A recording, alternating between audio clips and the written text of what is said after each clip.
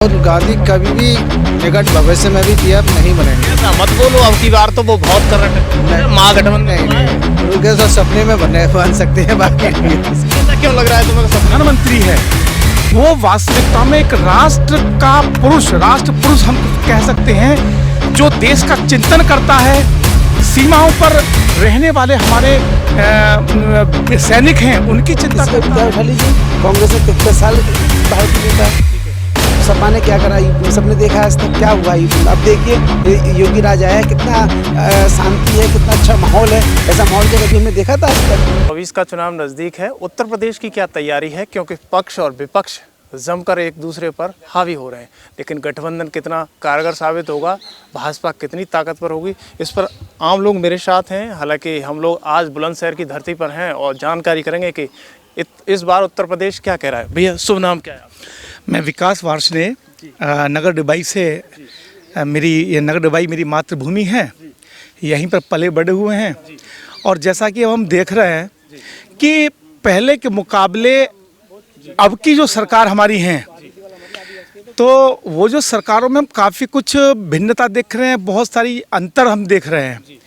अगर हम बात करें किसी भी चीज़ को लेकर, जहाँ पर जैसा कि आपने कहा कि 2024 की तैयारी, तो तैयारी शब्द एक पार्टी का होता है, लेकिन एक आम जनता के हिसाब से हम यदि सोचें समझें तो हम ये कह सकते हैं कि जो पिछली सरकारें थी, जो सिर्फ और सिर्फ अपने लिए काम करती थीं, अपना स्वयं का विकास करती थीं, उनको एक आम जनता से कुछ भी सारोकार नहीं था, किसानों की कोई चिंता नहीं थी।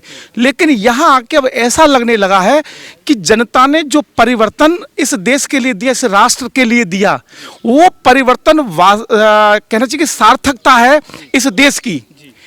आज हमारे यहाँ पर देश का जो प्रधानमंत्री है, वो वास्तविकता में एक राष्ट्र पुरुष हम कह सकते हैं, जो देश का चिंतन करता है।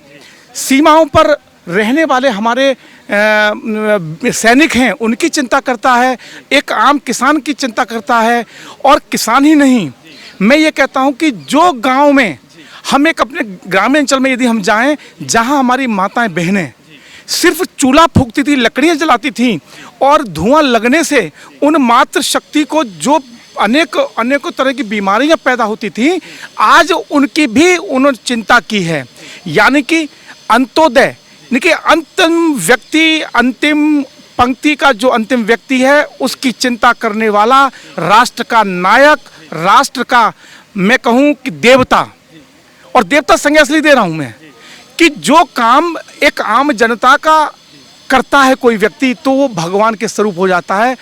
तो इस राष्ट्र का चिंतन करने वाला ऐसा महापुरुष आदरणीय नरेंद्र भाई मोदी जी हमारे सरकार जो चला रहे हैं, वो वास्तविकता में उनकी योजनाएं आम जन को जमीनी हालत पर दिखाई देती हैं। लेकिन पक्ष और विपक्ष में बैठा अन्य पार्टियां वो तमाम सारे सवाल उन पर पैदा कर देती हैं कि प्रधानमंत्री मोदी और आरएसएस देश को बांटने का काम कर रहे हैं, धोखा हो रहा है ओबीसी के साथ, एससी के साथ धोखा हो रहा है। ऐसा लगता है क्या आपको? देखिए, अगर कोई विपक्ष में बैठा हुआ है तो उसको कुछ ना कुछ तो कहना है। जिन लोगों के पास में कोई मुद्दे नहीं रह जाते, वो केवल और केवल जनता को भ्रमित करने की स्थिति में अनेकों प्रकार के प्रश्न चिन्ह लगाते हैं। आपने बात कही आरएसएस की, मतलब आपने बहुत अच्छा एक प्रश्न किया। आरएसएस को हम लोग अभी समझे ही नहीं हैं। अगर हम आरएसएस को समझना चाहते हैं तो समझिए उन भयानक स्थिति आपदाओं में जहां पर लोग पहुंचते नहीं हैं, ना उसके बारे में सोचते, वहां पर आरएसएस जैसा संगठन, यानी कि राष्ट्रीय स्वयंसेवक संघ का एक एक व्यक्ति वहां पर अपनी सेवा देने के लिए तत्पर रहता है, बिना किसी लोभ लालच के। अब आपने देखा होगा कि अभी हाल में जब हमारी जो 3 ट्रेनों वाला एक्सीडेंट हुआ था, तो वहाँ पर सबसे पहले जो घायल लोग थे, जो मरने वाले उसमें लोग थे, उनकी चिंता किन्होंने की? वो संगठन था राष्ट्रीय स्वयंसेवक संघ।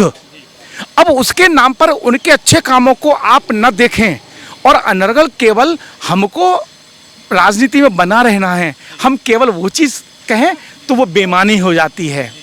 सब लोग देख रहे हैं, जनता जानती है आरएसएस क्या है। आरएसएस यदि ना होती तो आज हम ये कहें कि आज का जो विषय है चिंतन का, कि भारत को हम कैसे आतंकियों से सुरक्षित रख सकते हैं, भारत को हम कैसे, जो हमारे देश में रोहिंग्या जैसे बांग्लादेशी जो कि अवैध रूप से यहाँ रह रहे हैं, उनकी चिंता कि वो रोहिंग्या जो अवैध रूप से भारत में रह रहे हैं और केवल जनसंख्या बढ़ा रहे हैं, इसकी चिंता कौन करेगा भाई? वो विपक्षी तो नहीं कर रही है। तो अगर हम देश की चिंता कर रहे हैं, देश को विकसित करने की चिंता कर रहे हैं, तो हम अपनी सार्थकता पे हैं। मैं तो धन्यवाद देना चाहता हूं ऐसे राष्ट्रीय स्वयंसेवकों को कि जो दिन रात देश के बारे में चिंतन करते हैं, देश के बारे में सोचते हैं और देश के नागरिकों को का चिंतन करते हुए उनकी सहायता के लिए हमेशा तत्पर खड़े रहते हैं किसी भी विषम परिस्थिति में। ये एक सवाल सीधा ये है कि उत्तर प्रदेश के पूर्व सीएम अखिलेश यादव जी कहते हैं कि देश में जो सरकार दिख रही है यानी घबराई हुई है भाजपा, क्योंकि 5 राज्यों में सफाया हो रहा है। 2024 से पहले 23 में परिणाम बहुत गलत आने वाले हैं भाजपा के। क्या लगता है ऐसा हो रहा है? देखिए, राजनीति के तौर पे जैसे आपने कहा कि अखिलेश जी ऐसा बोल रहे हैं, तो अखिलेश जी जिस संगठन से आते हैं, जिस पार्टी से आते हैं, अभी आपने देखा होगा कि हमने एक शब्द दिया INDIA, एक इंडी अलायंस, मैं कहूँगा उस चीज़ के लिए इंडिया शब्द कहना तो ठीक नहीं है, क्योंकि जहाँ पर विधर्मी लोग हों जो केवल और केवल एक गलत मानसिकता लेकर राजनीति कर रहे हैं, लोगों को बांटने का काम कर रहे हैं, हिंदू मुस्लिम कर रहे हैं। आज यदि हम बात करें हिंदू मुस्लिम की, तो माननीय प्रधानमंत्री मोदी हो अथवा योगी जी हो, आज जितनी भी सेवा योजनाएं चल रही हैं, चाहे वो योजना किसी भी वर्ग के लिए हो, वो चाहे वो इसी समाज का आदमी हो, चाहे वो ओबीसी का हो, चाहे वो जनरल का हो, यानी कि जो भी योजनाएं चल रही हैं वो सबके लिए बराबर हिस्सेदारी उनकी हो रही है। तो भाजपा कहीं भी जातिगत देखकर किसी को हिंदू मुसलमान न देखते हुए किसी का बिना किसी भेदभाव के हर व्यक्ति का विकास कर रही है, उन योजनाओं को हर व्यक्ति के लिए अंतिम पायदान पर पहुंचा रही है। प्रधान जी, आप क्या मानते हो 2024 के लिए सरकार की क्या तैयारी है? उत्तर प्रदेश से रास्ता लोकसभा का खुलता है, इस बार उत्तर प्रदेश क्या कह रहा है? उत्तर प्रदेश पूर्व की भांति इस बार भी 80 में से 80। इतना कॉन्फिडेंस क्यों है? मोदी भक्त लग रहे हो मुझे आप। नहीं, मोदी भक्त तो खैर मोदी भक्त काम किया है, और बीजेपी आज की डेट में जितनी भी पार्टियां हैं सब फ्लॉप हैं, क्योंकि इन मोदी सरकार ने, मोदी जी हमारे ऐसे हैं कि अपने लिए तो कुछ नहीं करते, पूरी पब्लिक को, जनता को दिन और रात मेहनत करते हैं, कभी आराम नहीं करते, 24 घंटे में 22 घंटे वो वर्क करते हैं। राहुल गांधी युवा है, एक बार तो उन्हें पीएम बना दो। राहुल गांधी कभी भी निकट भविष्य में भी पीएम नहीं बनेंगे। ऐसा मत बोलो, अब की बार तो वो बहुत कर रहा टक्कर, महागठबंधन नहीं नहीं, उनके साथ सपने में बन सकते हैं, बाकी नहीं। ऐसा क्यों लग रहा है तुम्हें सपने में आ सकते हैं? ऐसा है, उन्होंने पहले 73 वर्ष शासन किया है, जनता को ठगा है, जनता को लूटा है, गुमराह किया है, और अब जनता सब समझ चुकी है, जानकार है, कंप्यूटर युग है, टेक्नोलॉजी का युग है, तो सब मामला ऐसा है कि क्या लग रहा है बुलंदशहर की धरती से क्या माने, कैसा संदेश केंद्र के लिए जा रहा है? ये तो टॉप 10 की सीट रहेगी। यानी 2014 में 4.5 लाख और 2019 में 2.5 लाख, और इस बार क्या टॉप में रहेगी, और टॉप में रहेगी। टॉप। जी, क्या कहेंगे आप 2024 के चुनाव को देखते हुए? देखिए, 2024 का चुनाव, हालांकि स्थितियां अभी धीरे धीरे साफ नहीं हो पाई हैं, लेकिन काफ़ी हद तक यही है कि क्षेत्र की जनता या देश की जनता को अभी मोदी सरकार पर विश्वास है, और जो भी कार्य हो रहे हैं वो देश हित में हो रहे हैं, वो प्रत्यक्ष दिख भी रहे हैं।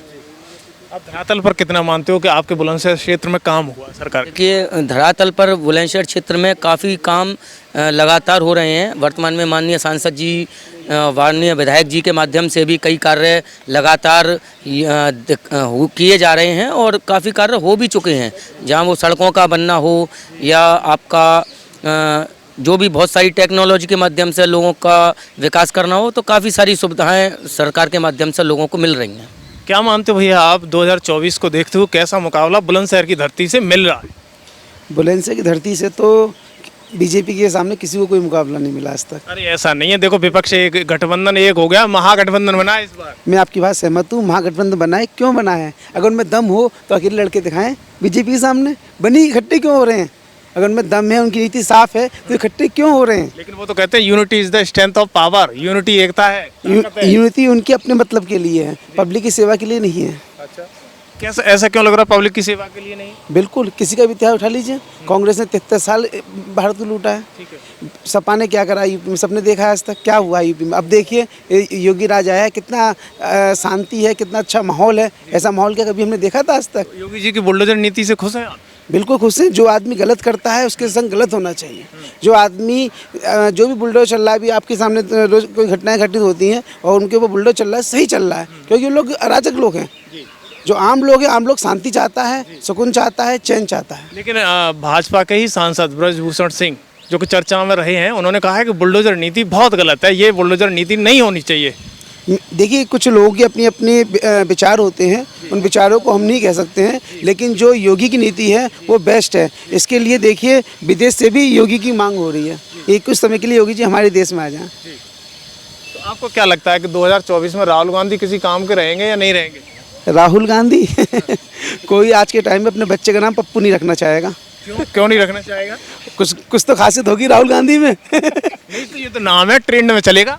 कोई भी आदमी अपने बच्चे का नाम पप्पू नहीं रखना चाहता आज के टाइम में। क्या पप्पू भैया, सब नाम ले ले, पप्पू मत कहिए। देखो इतने बुरे भी नहीं है, पद यात्रा कर रहे हैं, जगह जगह दिखा रहे हैं।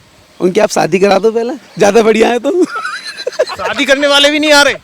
आप देखिए 53 साल के युवा बैचलर है हमारे। लेकिन वो तो ये कहते हैं मैं शादी नहीं करूंगा, देश के लिए करूंगा, आपकी बार जो करना है। शादी करेंगे नहीं या हो नहीं रही, उन्हें पता होगी। यानी इस बार बुलंदशहर क्या कह रहा है? उत्तर प्रदेश से लेकर बुलंदशहर में बीजेपी का प्रत्याशी सबसे प्रचंड बहुमत से जीतेगा। ये बुलंदशहर की आम जनता है जिस खबर एक्सपर्ट पर आप देख रहे हो। मैं आपको आगे भी दिखाता रहूँगा। देखते रहिए खबर एक्सपर्ट। धन्यवाद।